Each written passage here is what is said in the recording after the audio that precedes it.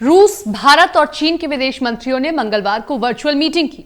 Meeting Germany के नाजियों पर रूस की जीत के 75 साल पूरे होने पर की गई। मीटिंग की खास बात यह थी कि गलवान में 15 जून को हुई सैनिकों की झड़प के बाद पहली बार भारत और चीन के विदेश मंत्री आमने सामने थे।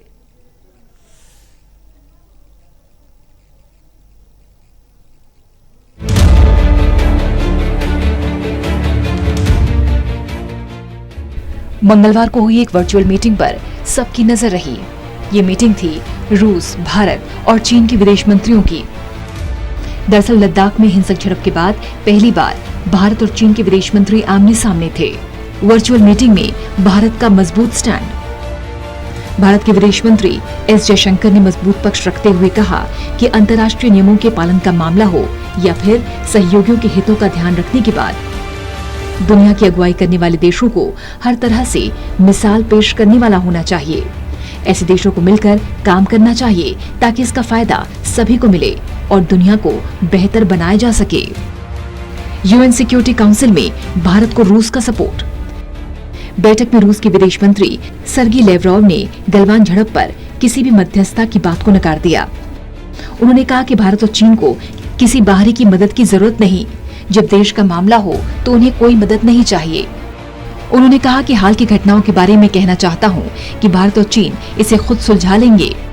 सर्गी लेवरोव ने यूएनएससी में भारत की दावेदारी का समर्थन किया और कहा कि भारत सुरक्षा परिषद का स्थायी सदस्य बन सकता है।